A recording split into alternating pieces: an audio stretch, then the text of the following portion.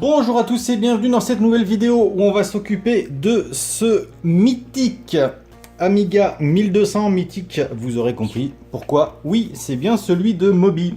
Alors le Moby français, El Mobo, que j'avais reçu en live, je crois, il y a peut-être un peu plus d'un an maintenant. Donc là, on est sur sa machine d'époque.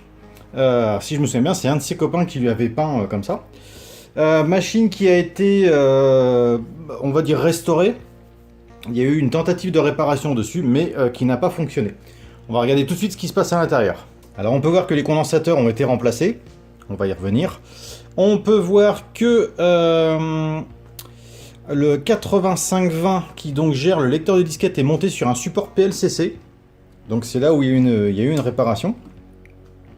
Et si on regarde un peu plus près, eh bien on se rend compte que les soudures ne sont quand même pas jojo. Voilà, on a les grosses boules habituelles d'étain. Donc là, on voit le support PLCC. On peut voir, encore une fois, des soudures qui sont pas très chouettes. On voit qu'il y a eu des soudures qui ont bavé sur la diode qui est là. Alors donc là, à mon avis, ça va être retrait du 8520. Alors je vais voir avec El Mobo, mais à mon avis retrait des condensateurs aussi, parce que moi ce genre de soudure j'aime pas. Donc qu'est-ce qui se passe si je le mets sous tension? On entend le lecteur de disquette qui clique, mais par contre il ne se lance pas, et donc on se retrouve avec la ROM, mais pas de disquette. Je vais essayer de remettre la disquette. Alors il n'y a pas d'initialisation du tout. Donc on va commencer par retirer le support PLCC, les condos qui sont autour du PLCC, vérifier les soudures et nettoyer tout ça. Alors on va commencer par retirer le 8520. Alors si ça se trouve ça va bien marcher avec la pince, j'y crois. Ah si. Waouh. J'ai même pas tordu une patte. Et on va regarder comment comment sont les soudures à l'intérieur du support. Et je dirais que c'est quand même pas trop mal, c'est plutôt bien soudé.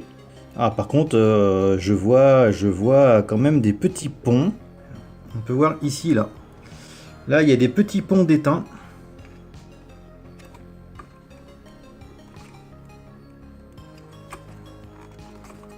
Là c'est quand même pas terrible.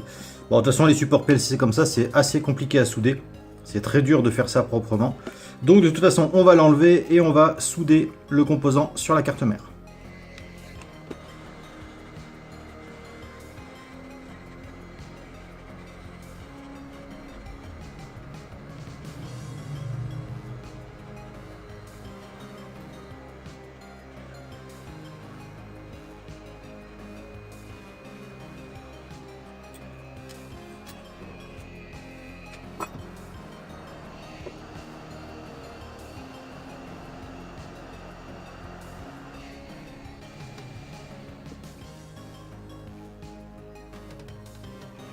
Alors là, il faut y aller vraiment délicatement parce que très souvent,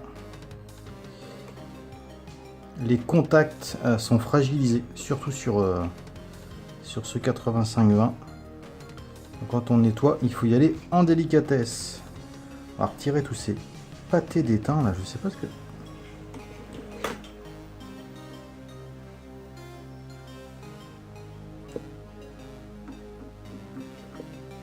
On dirait que la personne qui a soudé a dérapé partout.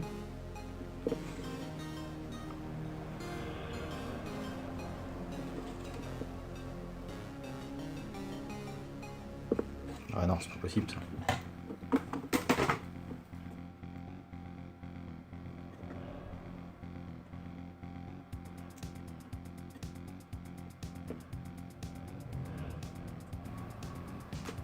Ah puis c'est incroyable comme ça pue l'acide.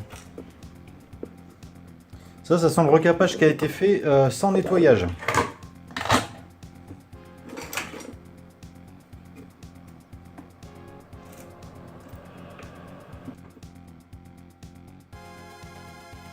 C'est exactement ça la carte sans l'acide. Alors par contre je vais pas prendre de risque, je vais prendre un 85-20 à moi. Allez, je soude et on teste.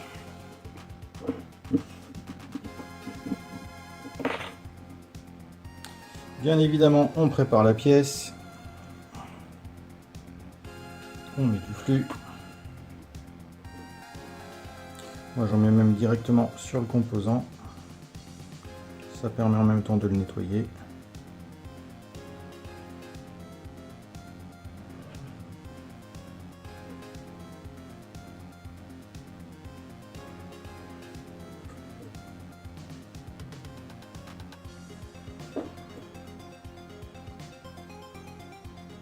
On va pointer la soudure.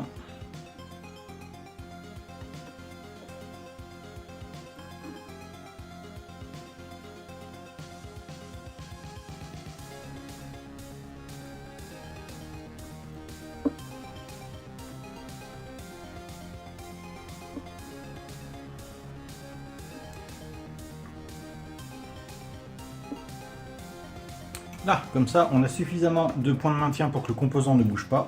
Alors, normalement, il y a 3 côtés que je vais pouvoir faire en drag soldering. Le reste, je le ferai sûrement en point par point. Parce que pour accéder à ce côté-là, ça va être compliqué.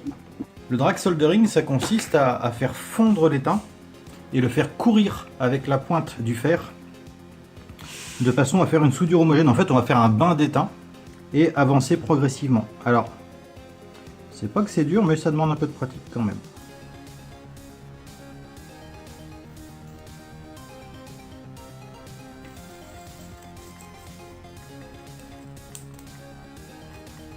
Je peux vous dire que la première fois que j'ai vu ça en vidéo sur YouTube, j'étais impatient d'être capable de maîtriser ça.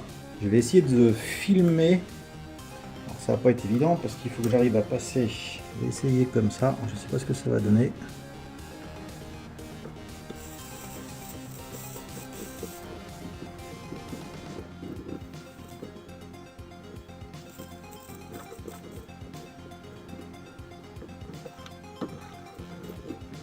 Alors avec la caméra c'est pas facile, mais vous voyez à peu près comment on fait. Je vous laisserai chercher sur YouTube, il y a plein de tutos sur cette manière de souder. Ah, de braser, on devrait dire. Alors, bon, bah, il s'est pas mal de choses depuis tout à l'heure. Alors, au fur et à mesure que je testais la carte, j'ai fini par perdre le clic droit de la souris.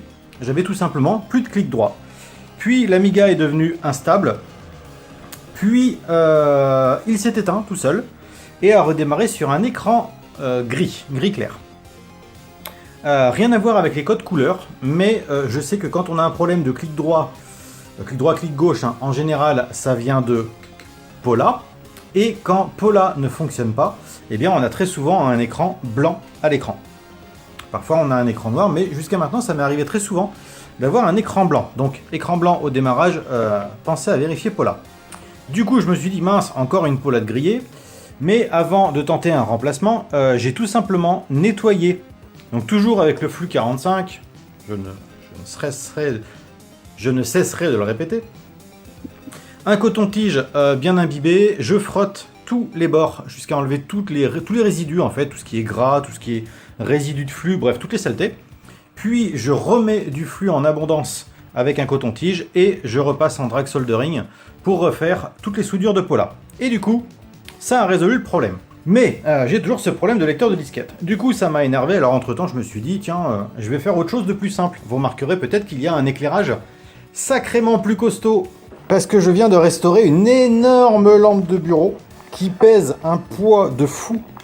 Et du coup, elle est tellement bien équilibrée qu'elle reste complètement au-dessus. Et du coup, ça va me permettre de filmer de très près, avec une bonne luminosité, ce sera beaucoup plus simple. Bref, maintenant, qu'est-ce qu'il en est? Eh bien, hop là.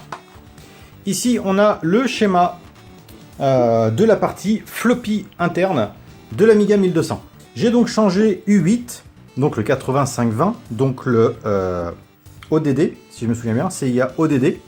Au-dessus se trouve U7, U7 que l'on trouvera là, qui donc lui est le CIA Even.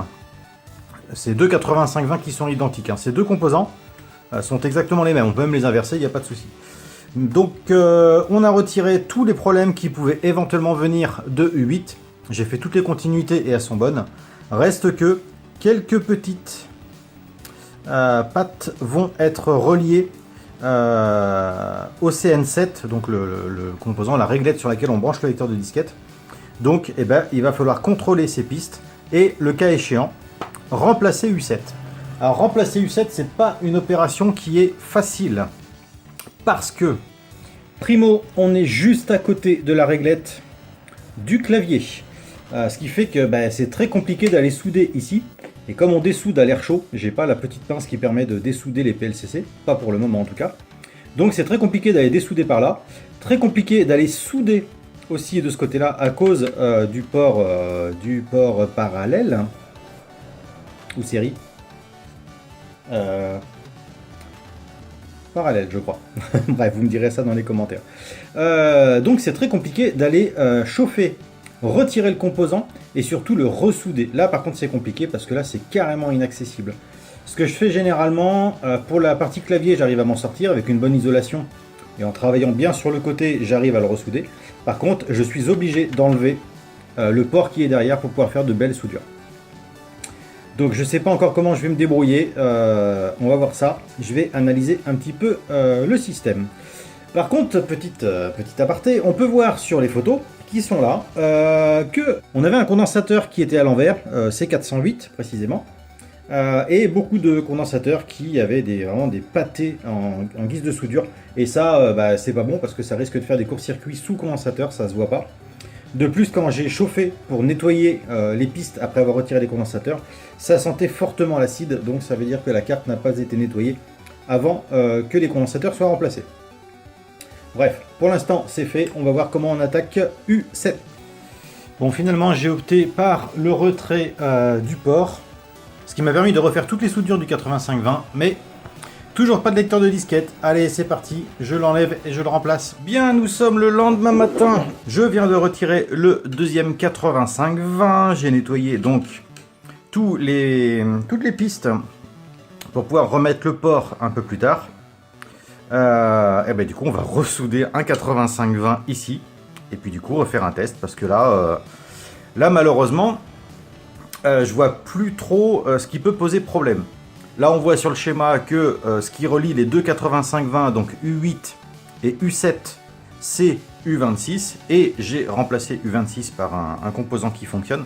Donc là, à part les deux 8520 et U26, eh ben, je ne sais pas où chercher. Je remplace le composant et on voit ce que ça donne.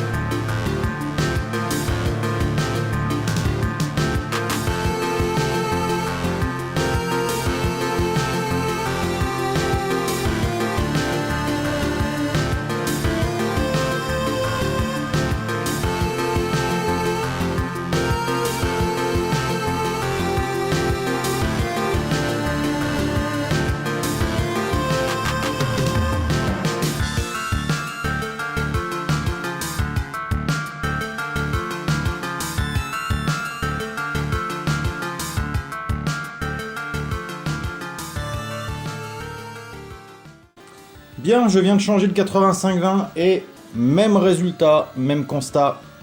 On a toujours le DF0 qui n'est pas reconnu, donc qui apparaît en point d'interrogation, ce qui veut dire que normalement c'est le symbole que l'on obtient si on démarre un Amiga sans avoir branché de lecteur de disquette. Donc là, il ne reconnaît pas le lecteur de disquette. Alors, est-ce que ça veut dire que il n'y a pas de contact entre Guile et le 8520 U8, ce qui fait que quand l'Amiga démarre, il n'envoie pas le signal qu'il faut aller chercher le DF1, le DF0, pardon, ce qui est une possibilité. Donc là, j'ai l'impression qu'il y a un souci de communication sur la carte, que c'est pas vraiment dû à un composant cramé. Ah, ou peut-être que si, mais c'est pas... Ce qui me fait penser, c'est que au démarrage, l'Amiga ne va pas contrôler s'il y a un DF0. Donc, et ben là, je sèche complètement. Et pour éviter que cette vidéo soit beaucoup trop longue en termes de recherche de panne, et ben, on va tout simplement arrêter ici. En même temps, on est bientôt le week-end. Donc, je vais tourner la vidéo, je vais la mettre en ligne. Je vais présenter ça sur le Discord, voir un petit peu avec d'autres réparateurs ce qu'ils en pensent. Si vous avez un avis à donner dans les commentaires, bah surtout n'hésitez pas. Non seulement c'est utile pour les gens qui cherchent à réparer leur machine, mais c'est bon aussi pour le référencement YouTube. Il n'y a plus que ça qui marche maintenant, hein, les vues et les commentaires.